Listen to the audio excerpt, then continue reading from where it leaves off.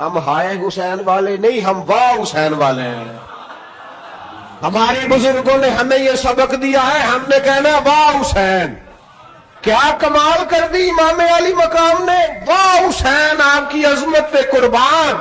اتنے سارے دکھوں کے باوجود جب شانوں والے نانا کا شانوں والا پوتا، عظمتوں والی ماں کا عظمتوں والا بیٹا، جرأت مند باپ کا بیٹا میدان میں نکلنے لگا ہے تو ڈرا ڈرا سہما سہما رو کے دلاسے دے کے آنسو پوچھ کے نہیں، بلکہ امام حسین نے ڈٹ کے کھڑے ہو کے وہ امامہ سر پہ باندھا جو محمد عربی نے عطا فرمایا تھا، وہ جبہ پہنا جو نانا نے دیا تھا، وہ تلوار پکڑی جو شیر خدا مولا علی پکڑتے تھے، اور حسین میتوں کے باوجود میدان میں آئے، فرمایا سامنے کھڑے ہو جاؤ، تمہیں خطبہ دینا ہے، اس لیے کہ محمد عربی کا طریقہ ہے جمعے والے دن خطبہ دیا جاتا ہے۔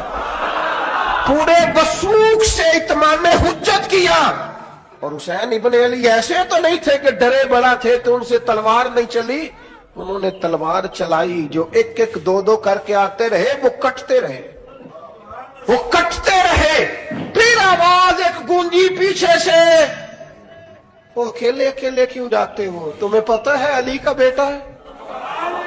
علی کا گھر تو وہ گھر ہے کہ جس گھر کا ہر ایک بچہ جسے دیکھو وہی شیر خدا معلوم ہوتا ہے۔ اکیلے اکیلے جاؤ گے تو تم چہرے کی روشنی نہیں دیکھ رہے، آنکھوں کی سرخی نہیں دیکھ رہے، مزاج کا ولولہ نہیں دیکھ رہے، طبیعت کا باغ پن نہیں دیکھ رہے، اور جوانی میں شہادت کی لذت سے آشنا محمد کا نواسا نہیں دیکھ رہے۔ ذرا مل کے جاؤ، ہاں ہاں حسین ابن علی شہید ہوئے ہیں پر شان و شوکت کے ساتھ، ہاں ہاں حسین ابن علی دنیا سے تشریف لے گئے ہیں پر عزت وقار اور عظمت کے ساتھ، ہاں حسین ابن علی کا سر کٹا ہے، مخالف نے تو اپنی طرف سے نیزے کی نوک پہ چڑھایا تھا پر حسین کا سر بول بول کے کہہ رہا تھا دیکھ لو میں کٹ بھی گیا ہوں پھر بھی سب سے اونچا ہوں، وہ دیکھو میں سب سے اونچا ہوں، سب سے اونچا ہوں میں۔ اے حسین ابن علی، نازش آل نبی تم پر سلام، اے حسین ابن علی تم پر سلام، نازش آل نبی تم پر سلام۔ کسی نے ایک بات کی تھی، اس نے حد کر دی، اس نے کہا مورخ تو کتنا کو لکھے گا، خطیب تو کتنا کو واز کرے گا، اور مصنف تو حسین ابن علی کی شان میں کہاں تک بات کرے گا، تو میرے امام کا باکپن، ان کی جرت، ان کی طاقت، ان کی ہمت، ان کا کمال، ان کا صبر، ان کی استقامت، ان کا حوصلہ، ان کی جواں مردی، ان کی ہمت کتنی کو بیان کرے گا، تو رہنے دے۔ اس نے کہا پھر کیوں رہنے دوں؟ کہنے لگے حسین ابن علی کی شان رفعت کوئی کیا جانے، یہ حسن جانے۔ حسین ابن علی کی شان رفعت کوئی کیا جانے، یہ حسن جانے، یہ علی جانے، یہ نبی جانے یا خدا جانے۔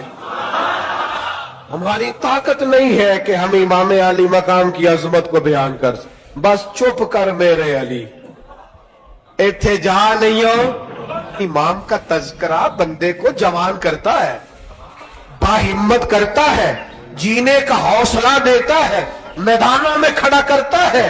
وہی ہے تیرے زمانے کا امام برحق جو تجھے حاضر و موجود سے بیزار کرے اور موت کی شکل میں دکھلا کے تجھے جلوہ یار زندگی تیرے لیے اور بھی دشوار کرے۔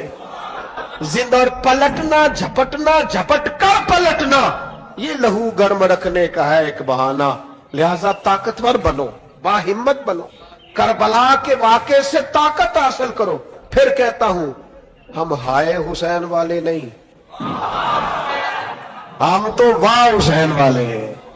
ہمارا کہنا ہے کہ واہ حسین، اے حسین ابن علی تم پر سلام، नाजिश आले नबी तुम पर सलाम। हम कह रहे वाह हुसैन, वाह हुसैन, वाह हुसैन, वाह हुसैन, या हुसैन, वाह हुसैन, या हुसैन, वाह हुसैन, वाह हुसैन, या हुसैन, वाह हुसैन। अपने मिजाज में ताकत पैदा करो, अपने बच्चों को ये कुव्वत इरादी, कुव्वत फैसला आने वाली नस्ल को मुंतकिल करे, ये हिम्मत, जज्बा। और बिलखुसूस माओ बहनों बेटियों को बताएं कि रो के ना जियो, उस तरह जियो जिस तरह हुसैन इब्ने अली की बहन ने जी के दिखाया।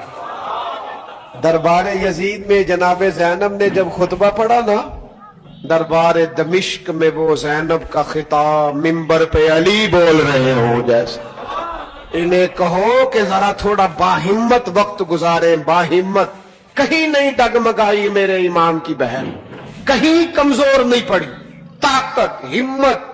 और उन्होंने बतलाया है कि रो के वक्त नहीं गुजरता, वक्त तो छा के गुजारना चाहिए। कुरान मजीद की आयत मैंने तिलावत की, अल्लाह फरमाते हैं अलिफ लाम मीम अहसिबन्नासु अन युतरकू अन यकूलू आमन्ना। अल्लाह फरमाते हैं कि लोगों ने ये गुमान किया है कि उन्हें छोड़ दिया जाएगा सिर्फ ये कह देने पर कि हम ईमान ले आए। उन्होंने कहा हम ईमान ले आए तो अब उन्हें छोड़ दिया जाएगा, बस खत्म, इतनी बात पर छोड़ दिया जाएगा। वहुम ला युफ्तनून, और उन्हें आजमाया ही नहीं जाएगा। फरमाया ईमान लाने के बाद सिर्फ ईमान पर ही तुम्हें छोड़ा नहीं जाएगा, बल्कि तुम्हें आजमाया जाएगा, तुम्हारी आजमाइश होगी। किस तरह?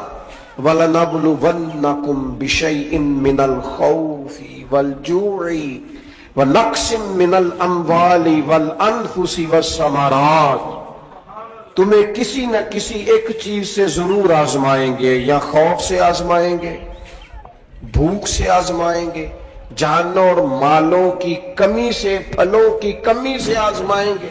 और ये फलों की कमी से मुराद, उलमाए तफसीर ने लिखा, इससे मुराद औलाद का इंतकाल कर जाना भी है, वो भी फल होती है।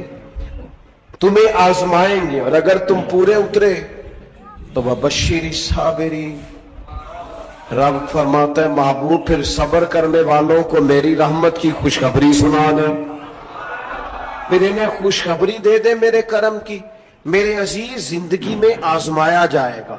नबी अकरम नूर मुजस्सम शफी मुअज्जम सल्लल्लाहु अलैहि वसल्लम की बारगाह में हजरत खुबाब बिन अर्त रदी अल्लाह ताला अन्हु हाजिर हुए।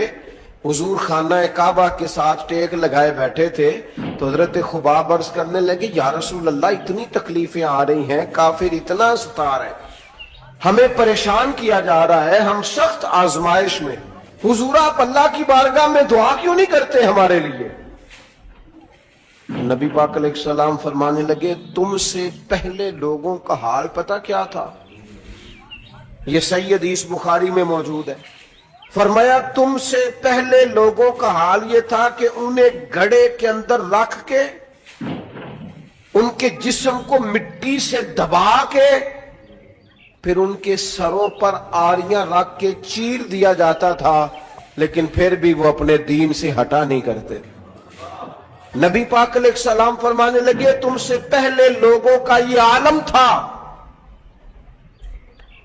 कि उनके जिस्म लोहे की कंगियों से कुरेद दिए जाते थे, उनका गोश्त उतार दिया जाता था, लेकिन वो अपने दीन से हटने को तैयार नहीं होते थे। यारी तेरी सोने पर अजमैशा तेरियां अग, ए सोना परखिया जामदा ही पहलो नाल अग्गां दे लग। अपनी जिंदगी में तैयार रहे, ज़हनी तौर पर आजमाइश के लिए तैयार रहे, मिजाज बनाए। जब बंदा पहले से तैयार होता है ना, उसका ख्याल होता है कि आजमाइश आ गई तो मैंने सब्र करना है, पहले से उसकी तैयारी होती है, फिर वो जरा घबराता नहीं, परेशान नहीं।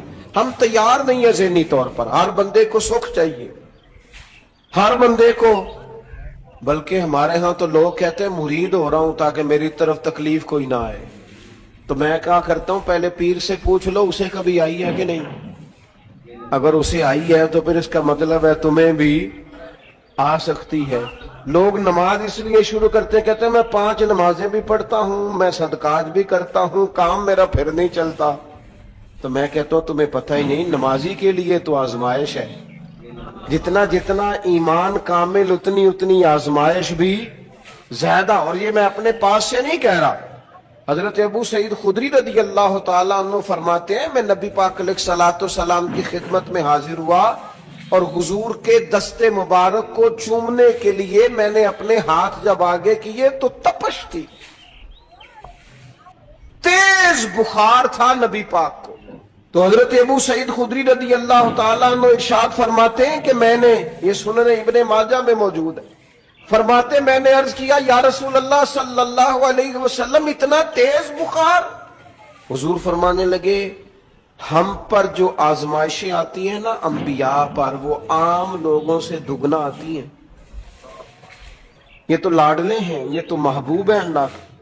فرمایا عام لوگوں سے دگنی آزمائش آتی ہے، لیکن فرمایا ہمارا رب بڑا کریم ہے، ہمیں اجر بھی ڈبل ہی عطا کرتا ہے، ہمیں اجر بھی ڈبل ہی عطا کرتا ہے۔ تو حضرت ابو سعید خدری کہتے موقع اچھا تھا، میں نے ایک سوال بھی کر دیا، میں نے کہا یا رسول اللہ صلی اللہ علیہ وسلم بتائیے نا بھلا دنیا میں زیادہ آزمائشیں کن کو آتی ہیں؟ تو حضور فرمانے لگے سب سے زیادہ آزمائشیں اللہ کے انبیاء کو آتی ہیں، نبیوں کو آتی ہیں۔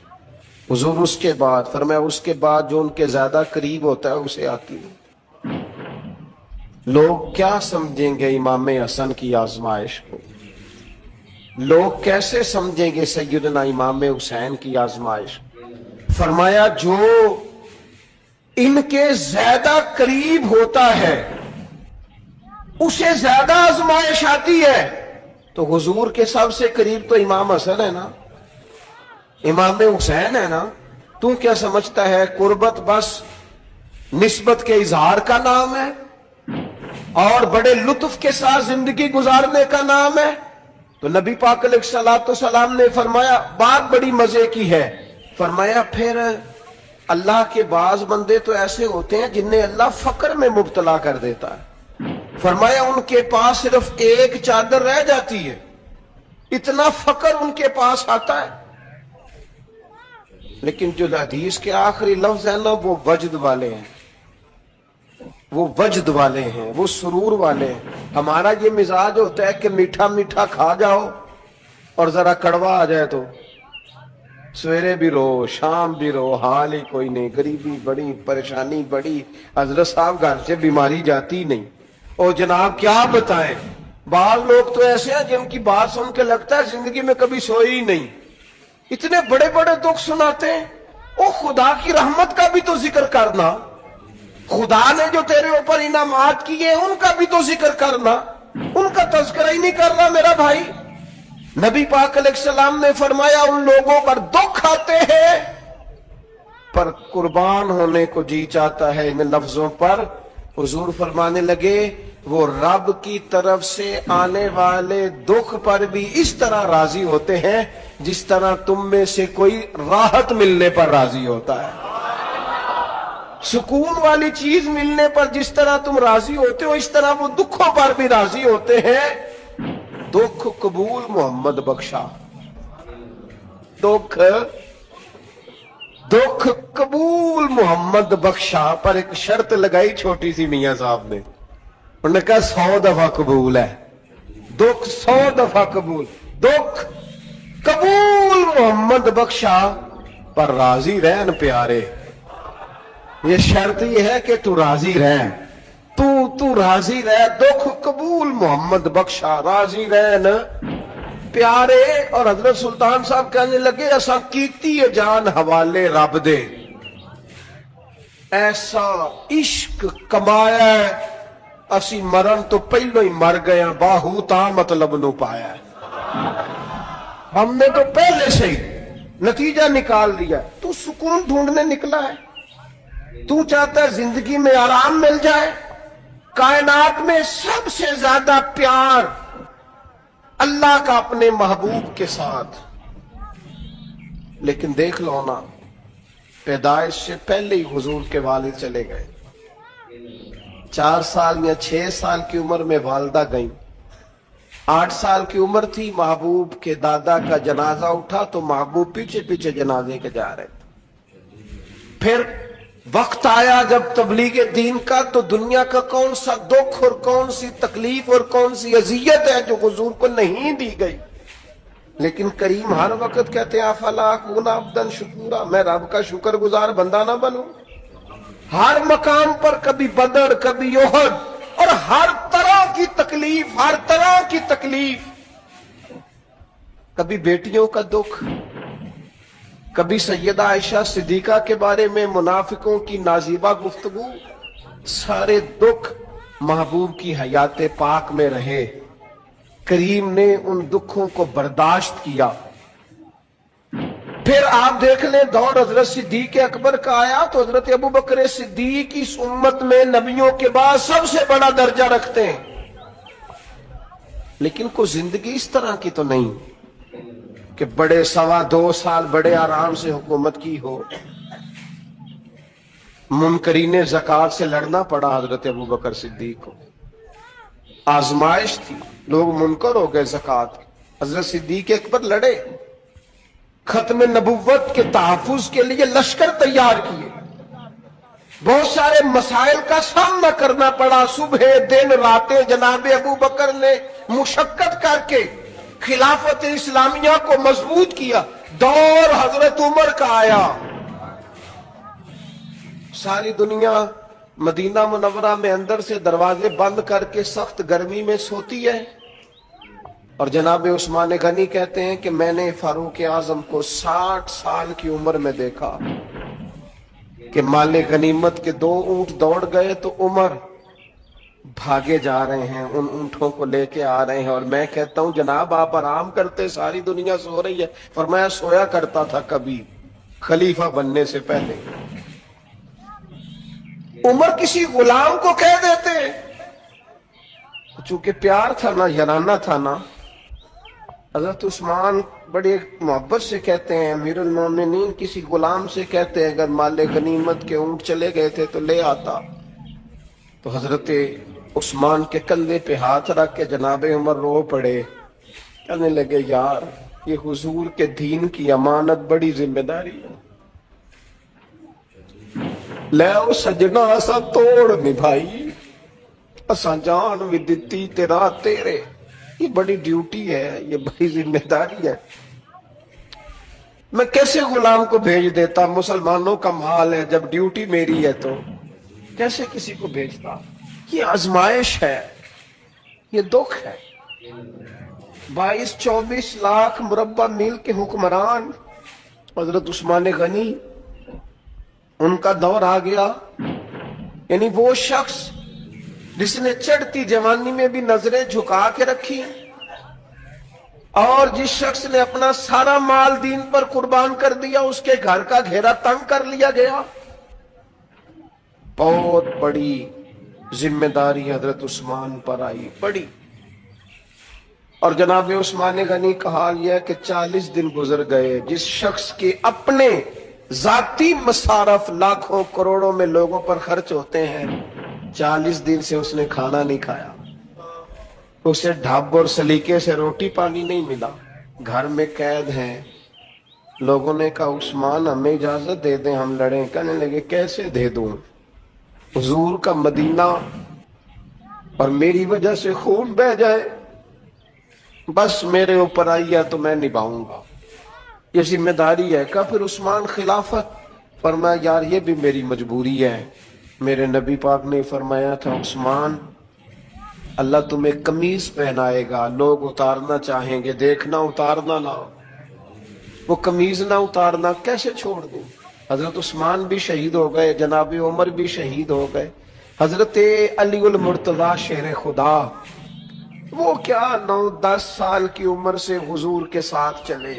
ہر غزوے میں، ہر میدان میں، ہر جہاد میں، ہر جگہ آگے آگے. ان لوگوں نے دین سے نفع نہیں لیے، حضرت علی المرتضی شیر خدا تو کوفے کی جامع مسجد کے پاس کھڑے ہو کے کہتے تھے میری کوئی بندہ زیرہ خرید لے. امیر المومنین کہہ رہے ہیں میری طامت زیادہ پھٹ گئی ہے, اب تو پیوند لگنے کی جگہ بھی کوئی نہیں بچی, یہ زیادہ پھٹ گئی ہے, اگر مزید پیوند لگ سکتے ہوتے تو میں زیرہ نہ بیچتا, یہ میری زیرہ کوئی خرید لے, کوئی خرید لے زیرہ.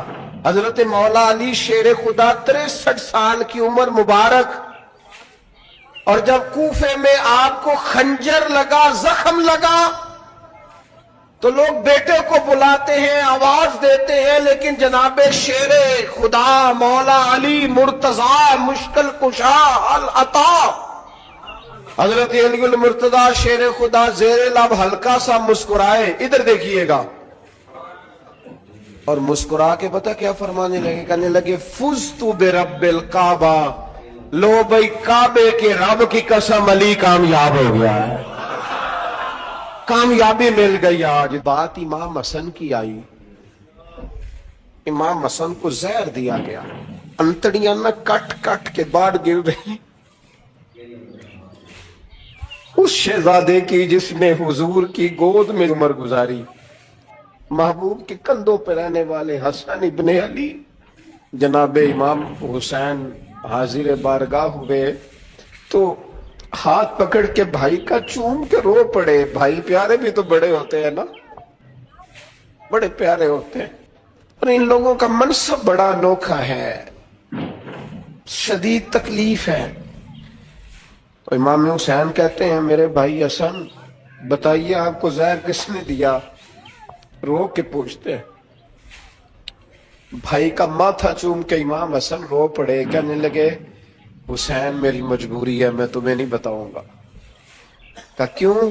فرمانے لگے اس لیے کہ اگر وہ نہیں جس پر مجھے شک ہے تو پھر کسی بے گناہ کا نام کیسے لے دوں,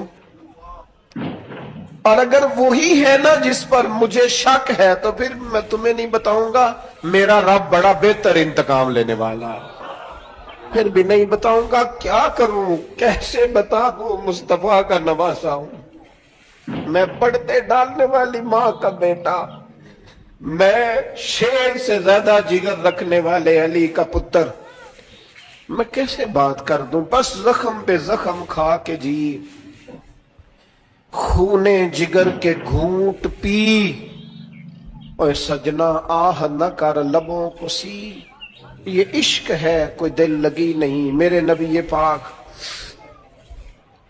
صلی اللہ تعالی علیہ وآلہ وسلم نے ارشاد فرمایا اللہ تعالیٰ دین میں جو لوگ سخت ہوتے ہیں نا ان پر مشکلیں بھی سخت ڈالتا ہے.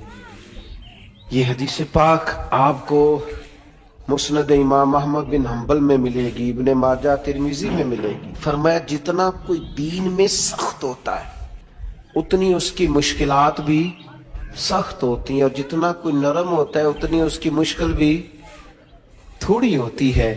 حسین ابن علی بڑے سخت تھے نا دین میں, جاندار تھے نا دین کے معاملے میں, اللہ نے مشکل ڈالی. امام علی مقام کی باری آئی, بڑی منت کی حضرت عبداللہ ابن عمر نے, رو کے کہا حسین نہ جاؤ. امام حسین رضی اللہ تعالیٰ عنہ نے فرمایا نہیں اب میری ڈیوٹی لگی ہے تو جانا تو میں نے ہے نا, ذمہ داری تو پوری کرنی ہے. امام علی مقام رضی اللہ تعالیٰ عنہ نے اس ساری مشقت کو دیکھا. گھر چھوڑنا بڑا مشکل کام ہے, گھر چھوڑنا. جہاں انسان رہا ہوتا ہے نا والدین کے ساتھ, جہاں وقت گزارا ہوتا ہے, کبھی بندہ بوڑھا بھی ہو جائے تو خوابیں اپنے پرانے مکان کی آتی ہیں.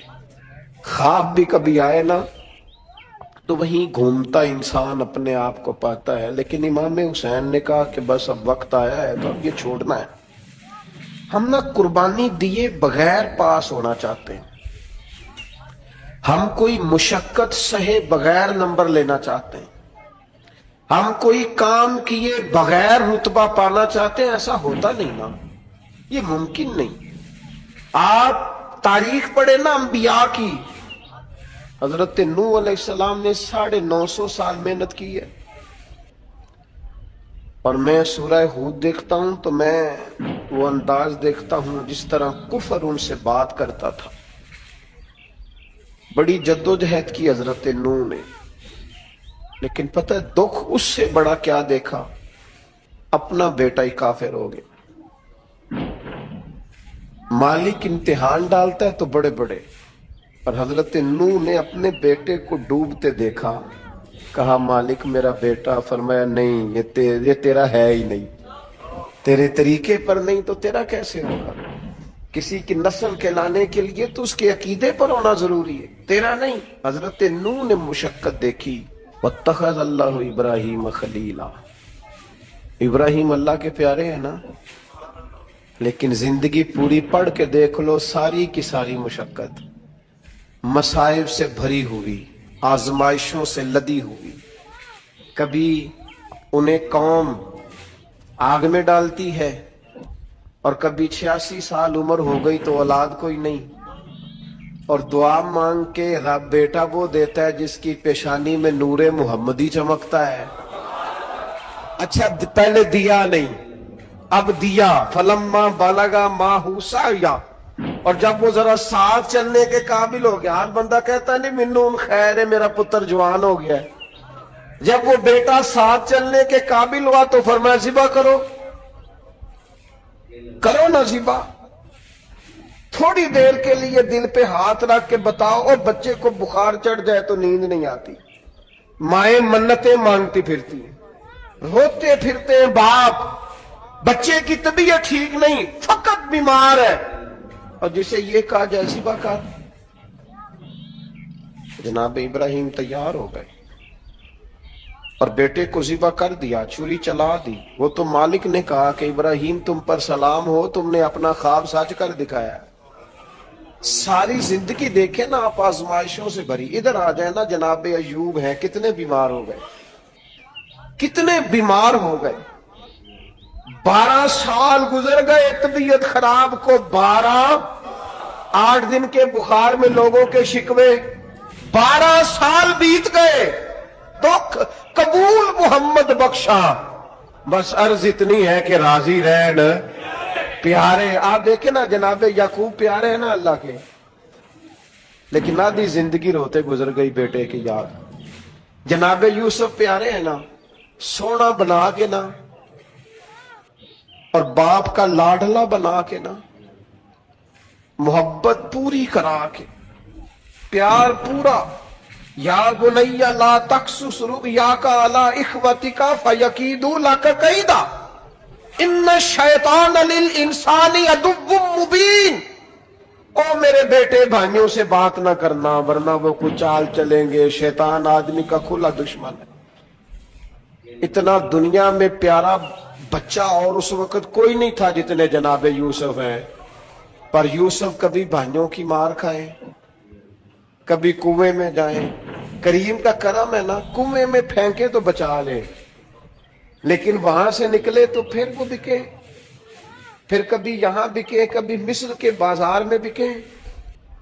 او یار تو غور تو کر، وہی جناب یوسف اللہ کے پیغمبر پھر جیل جائے، ساری تکلیفیں سہ کے فرمایا لو یوسف اب میں تمہیں مصر کا بادشاہ بناتا ہوں۔ آپ جس کی بھی تاریخ ٹٹول کے لائیں گے نا، وہ آزمائشوں والی والا نہ بولو وَنَّكُمْ بِشَيْءٍ مِّنَ الْخَوْفِ، ہم ضرور تمہیں آزمائیں گے۔ امام حسین کی باری آئی، وطن چھوڑنا ہے حسین کو۔ امام علی مقام نے کہا کہ ہجرت کی تھی نا، حضور نے بھی وطن چھوڑا تھا۔ دور کھڑے ہیں، نانا تیرے کرم کے خزینے کی خیر ہو، میں جا رہا ہوں تیرے مدینے کی خیر ہو۔ پھر حسین ابن علی وہاں سے نکلے، بچے ساتھ، ڈٹنا پڑا، بھوک پیاس، بچوں کا ساتھ، پھر بچوں کی شہادتیں، یہ ساری چیزیں انسان کو کمزور کر دیتی ہیں نا، لیکن جس کی شان بڑی ہوتی ہے اس کی آزمائش بھی بڑی ہوتی ہے۔